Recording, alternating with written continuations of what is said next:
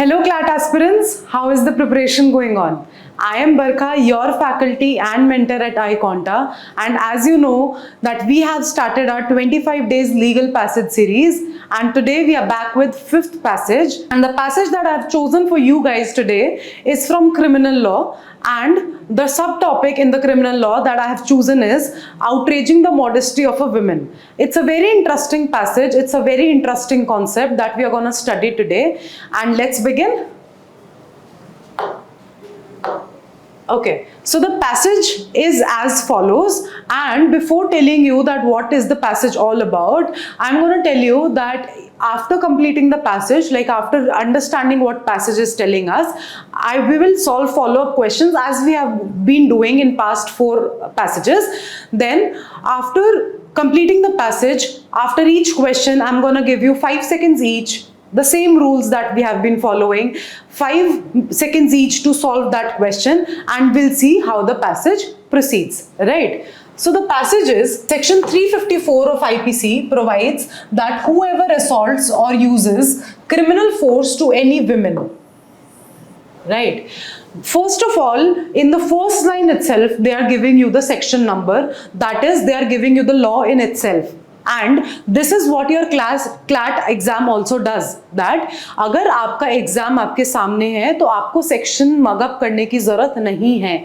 जो section numbers हैं, जो लॉ है, वो आपको ऑटोमेटिकली आपके पैसेज में या आपके क्वेश्चन में मिलेगा, right? So they are saying is section 354 of IPC provides that whoever assaults or uses criminal force to any women, वो क्या बोल रहे हैं, अगर कोई भी इंसान किसी विमेन के अगेंस्ट असॉल्ट और क्रिमिनल फोर्स का इस्तेमाल करता है, यानी कि विमेन के साथ कोई भी किसी भी तरीके की जोर जबरदस्ती करता है, I'm going to tell you that this section is a proper gender oriented, this section is a proper gender oriented passage. That means this section is for women. That means that they have tried to protect women in this statute, right? What are they saying? Whoever assaults or uses criminal force to any woman intending to outrage or knowing it to be likely that he will thereby outrage her modesty. What they are trying to say is, what do you mean by outraging her modesty?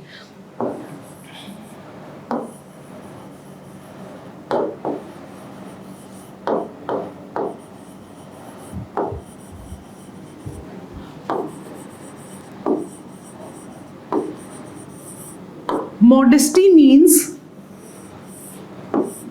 her sentimental value, her respect, her sentiments, respect. And what does this outraging means? This outraging means crossing the line. That means if you are doing any such action that you are crossing your line and her values of sentiments and respect will be hurt, that particular action, if you are doing any assault or any criminal force against her, that means that you are using your force and that will automatically outrage her modesty. Shall be punished with imprisonment of either description for a term which shall not be less than 1 year, but which may extend to 5 years and shall also be liable to fine. What are they saying? That in these 3 lines, they have already given you the punishment for outraging the modesty of a woman, and they are saying कि if you do any such action, then either you can be imprisoned for 1 year, and आपकी जो punishment है, जो उन्होंने पहले initially 1 year की बोली है, if your action is grievous, अगर आपने बहुत कुछ strong action किया है या कुछ बहुत disrespectful action किया है women के against, then वो extend होकर 5 years की भी हो सकती है, and also be liable to fine. That means अगर आपके actions बहुत grievous हैं तो आपको liable भी होना पड़ सकता है fine देने के लिए, right? Now they are telling you the essential ingredients of this section. That means if these sections or these essential elements are not fulfilled, then you will not be liable for section 354 IPC. And if you have to make anyone liable for this section, all the essential ingredients of this section must be fulfilled. What are they saying? The first essential is that the assault must be on a woman. As I clearly told you that this is a gender oriented section. That means कि जो भी assault या criminal action आप कर रहे हो वो एक women के ही against होना चाहिए. If you have used any assault or criminal force against a man, अगर आपने एक man के against कुछ किया है तो आप इस section के अंदर charge नहीं होगे. You may be charged under some other section of IPC, लेकिन ये section particularly women की protection के लिए बनाया गया है, right? That the accused must have used criminal force on her. And what do you mean by criminal force? कि आपने उसके साथ किसी भी तरीके की जोर जबरदस्ती यानी कि उसके कंसेंट के खिलाफ उसका आपने कुछ करने की कोशिश की है. And by criminal force you mean that you must have touched her inappropriately. That means you have used certain kind of force on her, and that is where you are saying that the accused, whoever the person is, जो भी ये action कर रहा है उसने criminal force use किया है उस पर्टिकुलर विमेन के against. That is the second most important essential ingredient. Third ingredient is that the criminal force must have been used on the women intending thereby to outrage her modesty or with the knowledge that he will thereby outrage her modesty. That means here they are talking about intention, कि आप वो action अपनी सोच समझ से कर रहे हो और आपको पता है कि अगर आप कोई ऐसा एक्शन करोगे तो वो ऑटोमेटिकली उसकी सेंटिमेंटल वैल्यू, उसके रिस्पेक्ट को हार्म करेगा. And you know this thing कि आपको इंटेंशन का यहां पर पता चल रहा है कि आपका इंटेंशन है वो चीज करने का. You are not doing it anything negligently और something, but you have a proper intention of doing it. या फिर आपको ये भी पता है कि उसके कॉन्सिक्वेंसेस क्या हो सकते हैं, और with the knowledge that he will thereby outrage her modesty, कि आपका वो एक्शन ऐसा हो सकता है कि वो फ्यूचर में जाके आपके लिए कॉन्सिक्वेंशियल हो, आपके लिए वो सही साबित ना हो. दैट मीन्स इस इंग्रेडिएंट में they are talking about the intention as well as knowledge, कि आपका इंटेंशन भी है और आपको नॉलेज भी है. आपको पता है कि आप गलत कर रहे हो, दैट इज नॉलेज, एंड आपका इंटेंशन है, आपको अंदर ही अंदर मन है वो चीज करने का, आपका इंटेंशन है उस चीज को करने का. That is what they are talking about, right? Moving further to the passage, they are saying modesty in section 354 IPC is an attribute associated with female human beings as a class.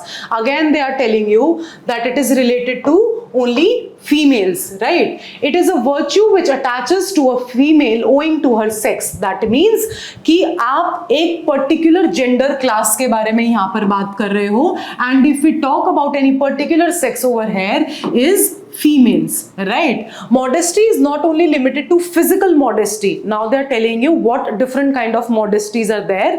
Modesty वो बोल रहे हैं कि सिर्फ और सिर्फ physical modesty नहीं हो रही कि आप उसको सिर्फ टच कर रहे हो या फिर आप उसके साथ कुछ indecent behavior कर रहे हो, but it also includes moral and psychological modesty, कि आप उसकी सेंटिमेंटल वैल्यूज जिसको आप टच नहीं कर सकते but still you are playing with that, right? If any such women goes with any such action, मतलब अगर किसी विमेन के साथ कोई ऐसा इनडिसेंट बिहेवियर होता है तो सिर्फ फिजिकल मॉडेस्टी हर्ट नहीं होती, the moral and psychological modesty also get hurts automatically, right? The moral modesty of a woman is said to be the sense of shame or bashfulness that a woman feels when faced with any act. कि अगर आपने कोई act किया और उससे आपने किसी भी विमेन के साथ कोई भी किसी भी तरह की जोर जबरदस्ती करने की कोशिश की तो वो एक सेंस ऑफ शेम और बैशफुलनेस हो जाता है इस विमेन के लिए, and she is not able to process कि एक्चुअली उसके साथ क्या हुआ, राइट? That is intended to outrage her modesty. The psychological modesty of a women is said to be her innate sense of self respect and dignity. She starts doubting her self respect and dignity. इसीलिए वो बोल रहे हैं कि जब भी कोई physical modesty को आउटरेज करता है तो उसके साथ साथ उसकी मॉरल और साइकोलॉजिकल मॉडेस्टी भी हर्ट होती है. Rape is punished under section 376, but an assault short of rape is punished under this section. What are they trying to explain you here is कि वो आपको rape और इस सेक्शन में डिफरेंस बता रहे हैं कि रेप तो 376 में पनिश होता ही होता है, लेकिन अगर रेप से नीचे, रेप से छोटी एक्शंस अगर आप कुछ कर रहे हो, then they will punished under this section, like touching her inappropriately, and if you are passing any such comments, that will be outraging her modesty, right? Again they are saying is the person against whom criminal force has been used has to be a woman. Again they are telling you the same thing. However, a woman who outrages the modesty of another woman shall also be punishable under this section. तो वो क्या कह रहे हैं कि अगर कोई भी पर्सन आप किसी विमेन की मॉडेस्टी को आउटरीच करने की कोशिश कर रहा है, तो वो जरूरी नहीं है कि वो कोई मैन ही करेगा. अगर एक विमेन भी किसी विमेन की मॉडेस्टी को आउटरीच कर रही है, then also that particular women will also be punishable under this section.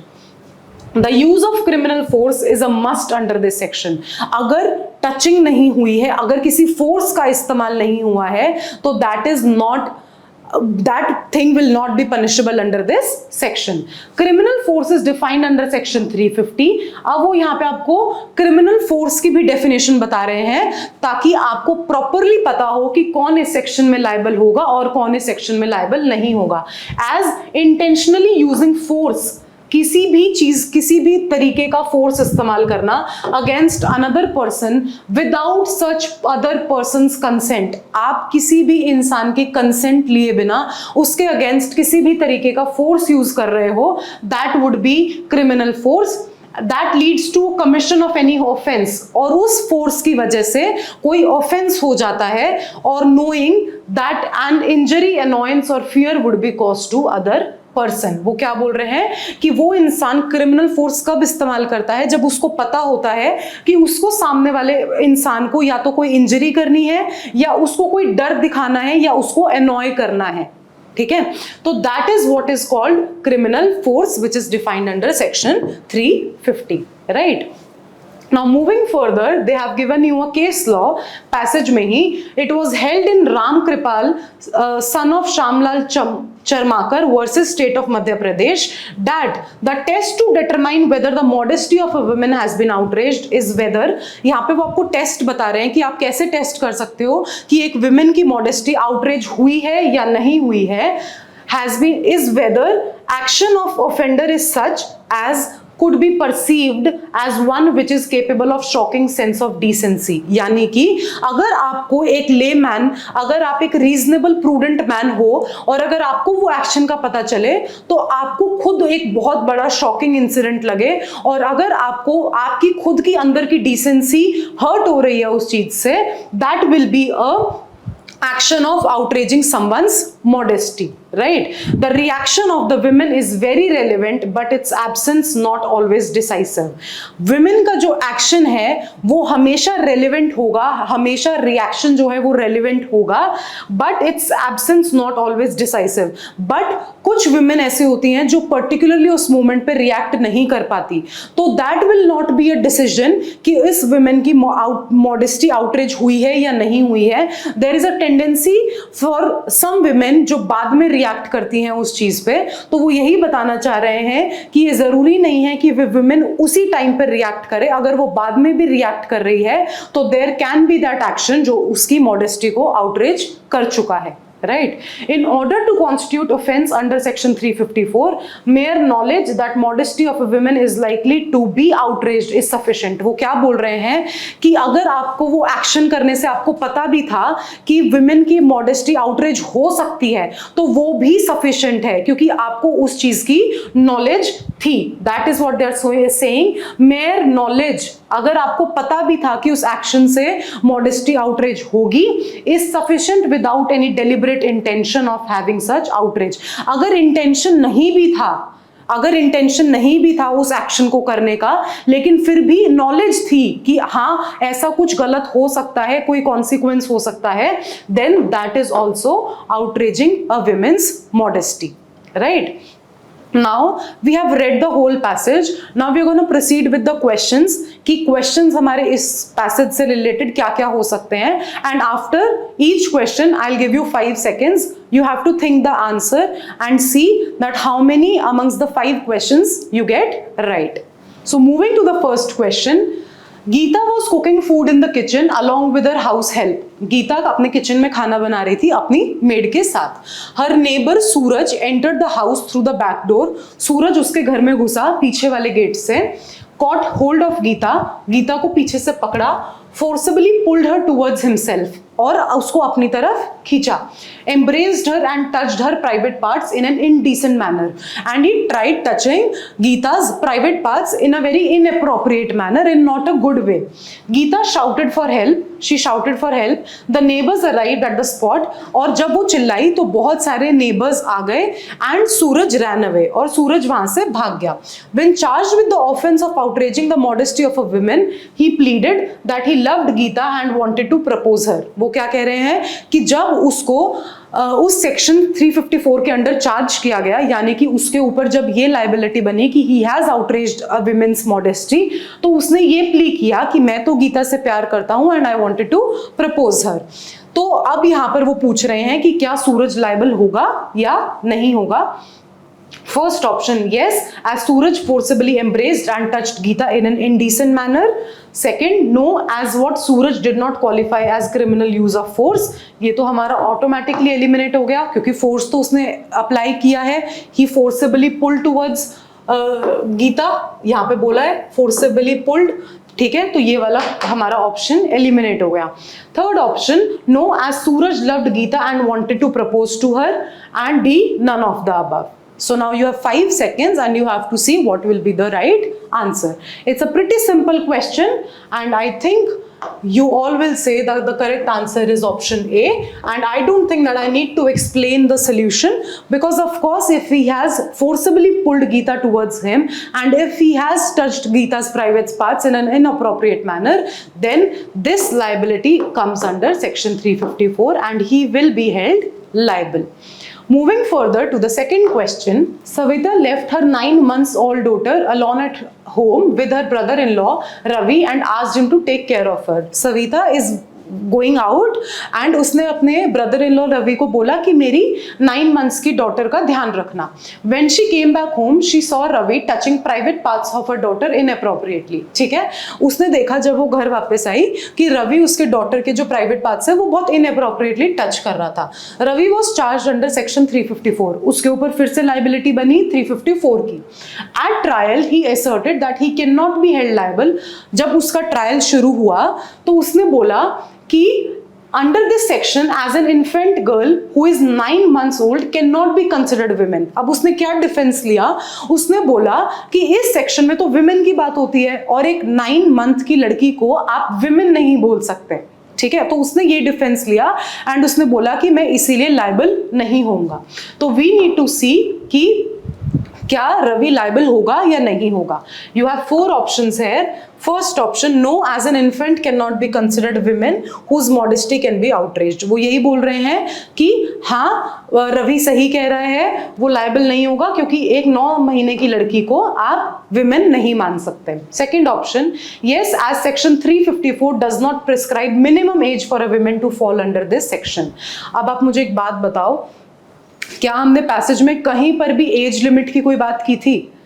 Women तो is a women, whether she is a 9 month old child और either she is a 60-year-old women, right. So क्या यहाँ पर हमारा ये answer automatically सही नहीं हो गया? Right.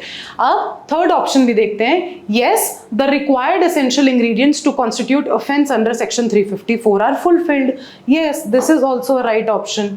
So that is why our option D becomes the right answer, that is both B and C, right? So let's see. And yes, option D is the correct answer, because ना तो passage में कोई as की बात की है कि कौन सी एज की विमेन को एक विमेन माना जाएगा, और ना ही पैसेज में ये बताया गया है कि एक पर्टिकुलर एज से कम लड़की इन्फेंट मानी जाएगी या विमेन नहीं मानी जाएगी। And that is why our option D becomes the right answer, because C में सारे जो इंस्टीट्यूट जो सारे एलिमेंट्स हैं इस क्वेश्चन के और इस पैसेज के, इस इंग्रेडिएंट के, वो सारे फुलफिल हो रहे थे। Moving to the third question, Preeti and Kabir were friends and went to the same college. Preeti और कबीर जो हैं वो फ्रेंड्स हैं और वो सेम कॉलेज में जाते हैं. One day Kabir asked Preeti to give him the class notes of economics, to which Preeti refused. एक दिन कबीर ने बोला प्रीति को कि मुझे तुम्हारे इकोनॉमिक्स के नोट्स चाहिए, जिसके लिए प्रीति ने मना कर दिया, उसने देने से मना कर दिया. She had a lecture to attend, so she started walking away. उसको एक लेक्चर अटेंड करना था, इसीलिए वो वहां से चलना शुरू हो गई. But Kabir held her hand to stop her and started begging for the notes as he really needed them. ठीक है, बट वो जैसे ही चलना शुरू हुई वो उसने प्रीति का हाथ पकड़ लिया और उससे भीख मांगने लगा कि प्लीज मुझे नोट्स दे दो. Preeti did not like this and accused him of outraging the modesty. Preeti को ये सब पसंद नहीं आया और उसने कबीर के ऊपर चार्ज लगा दिया सेक्शन 354 का और बोला कि that he has outraged my modesty. So now you have to decide कि कबीर की लायबिलिटी होगी या नहीं होगी. Again, 4 options. First option, yes, Kabir held Preeti's hand, which caused annoyance to her, and thus it qualifies as criminal use of force. तो क्या बोल रहे हैं कि हाँ कबीर की liability होगी क्योंकि उसने प्रीति को annoy किया है and force का इस्तेमाल किया है. Second option, yes, Kabir should have respected his boundaries as friend. उसने कहा है कि कबीर को अपनी boundaries maintain करनी चाहिए थी, इसीलिए वो liable होगा. Third option, no, Kabir cannot be held liable under section 354. कह रहे हैं कि कबीर liable नहीं होगा 354 में, और D कह रहे हैं none of the above. Now you have 5 seconds and you have to decide the answer.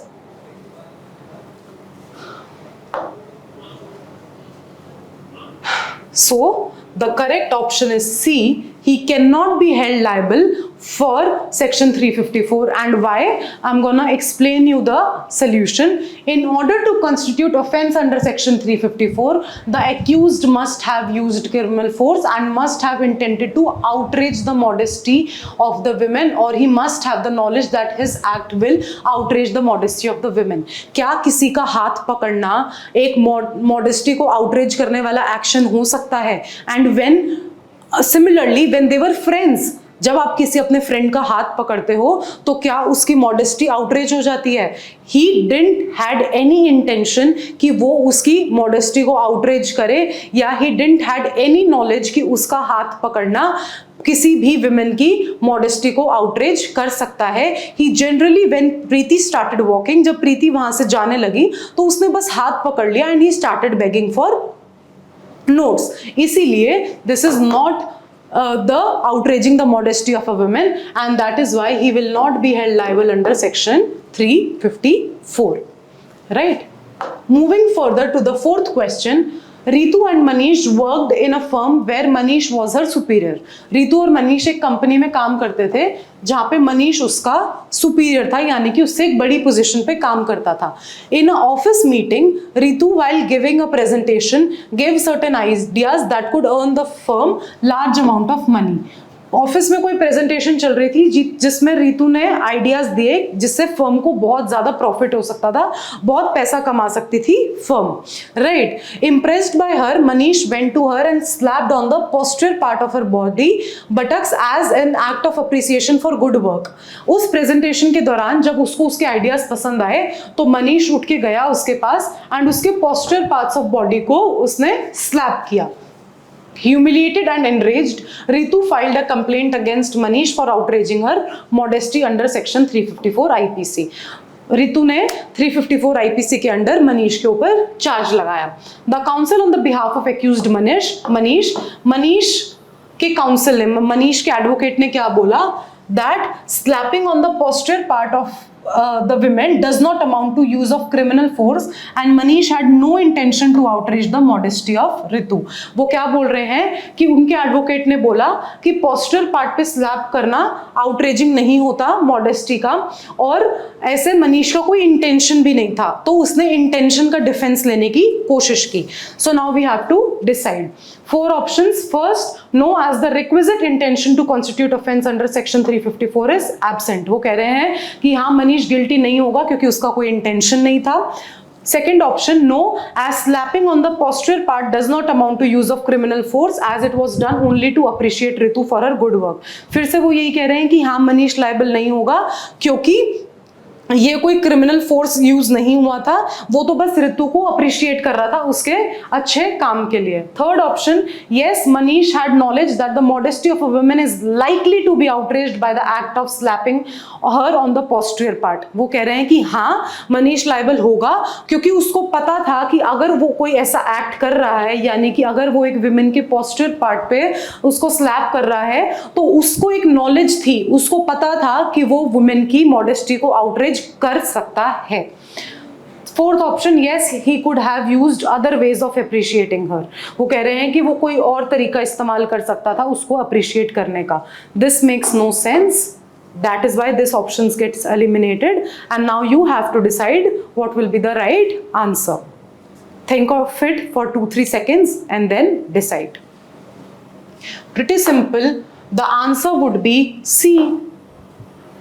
You cannot appreciate someone by touching their posterior parts, or you cannot appreciate someone by slapping on the posterior parts, right? Particularly of a woman, and that is why the option C becomes right, because उसको पता था, उसको एक knowledge थी उस fact की कि हाँ उस act से उसको उसकी जो sentimental value है, उसकी जो respectful values हैं वो hurt हो सकती हैं, and thereby he has outraged the modesty of Ritu, and that is why option C is correct.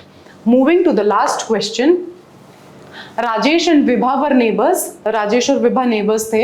One day they entered into a verbal spat over some issue. उनके बीच में कुछ मतलब लड़ाई हो गई कुछ किसी इशू को लेके। As they were fighting, the other residents of the society gathered. जब वो लड़ रहे थे तो सोसाइटी के बाकी लोग भी वहां पर आ गए। Rajesh started hurling abusive words to Vibha, और उसने विभा के अगेंस्ट बहुत सारी गालियां या फिर बहुत गलत वर्ड्स का इस्तेमाल करना शुरू कर दिया। He made statements targeting her character and even falsely accused her having illicit relations with multiple men for the sake of money. वो उसने क्या बोला, उसने विभा के कैरेक्टर पे कुछ स्टेटमेंट्स दी और बोला कि विभा का नेचर है दैट वो इलिसिट रिलेशंस बनाती है दूसरे लोगों के साथ सिर्फ पैसे कमाने के लिए, right? Vibha felt humiliated and ashamed in front of so many people. उसको बहुत ज्यादा ह्यूमिलिएशन हुई क्योंकि वहां पर बहुत सारे लोग थे, एंड उसको बहुत शर्म आई कि उसके बारे में कुछ ऐसी स्टेटमेंट्स बोली गई हैं। She bought an action against Rajesh for outraging her modesty under section 354 IPC. Now you have to decide. उसने 354 IPC का सेक्शन लगाया राजेश के against, and you have to decide the liability. First option, Rajesh has committed the offense of outraging the modesty of a woman. हाँ, वो कह रहे हैं कि राजेश ने offense commit किया है। Second, Rajesh has committed the no offense. वो कह रहे हैं कि राजेश ने कोई गलती नहीं की। थर्ड ऑप्शन वो बोल रहे हैं Rajesh has not committed the offence of outraging the modesty of a woman. वो कह रहे हैं राजेश के ऊपर ये वाला चार्ज भी नहीं लगेगा। फोर्थ ऑप्शन कह रहे हैं Vibha suffered outrage of her moral and psychological modesty and hence Rajesh will be liable for the offence of outraging the modesty. कह रहे हैं कि हाँ उसने साइकोलॉजिकल और मॉरल मॉडेस्टी हर्ट की है विभा की, इसीलिए वो लायबल होगा 354 के लिए। You have 3-4 seconds again and then tell me the answer. Think about it. It's a little typical question and you just have to see what will be the right answer. You must be thinking कि इसका answer यही होगा कि हाँ उसने modesty outrage की है, but no, option C will be correct. ठीक है, उसने ये सेक्शन 354 नहीं लगेगा उस पर, बिकॉज मैंने आपको पैसेज में बताया था कि फिजिकल मॉडेस्टी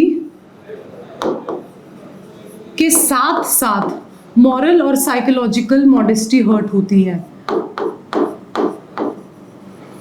अगर कोई फिजिकल मॉडेस्टी हर्ट नहीं हुई तो मॉरल और साइकोलॉजिकल को हम कंसिडर नहीं करेंगे, बिकॉज क्रिमिनल फोर्स यूज करना एक असेंशियल इंग्रेडिएंट होता है। राजेश ने उसके अगेंस्ट कोई क्रिमिनल फोर्स यूज नहीं किया, कोई भी टचिंग नहीं की या कोई सी भी तरीके का कोई फोर्स इस्तेमाल नहीं किया, इसीलिए वो इस सेक्शन में चार्ज नहीं होगा।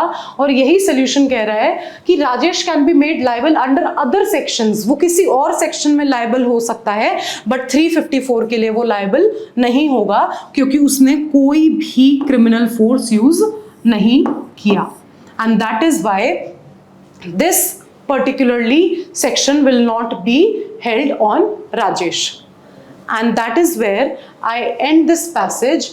And now I just want to tell you that if you haven't started preparing for your CLAT preparation, iConta has already launched its fast track batch where you can enroll with us, and all your extensive preparation for CLAT will be done in next 4 months. Here I'm signing off, and I'll be back with all such passages again. Bye bye and thank you.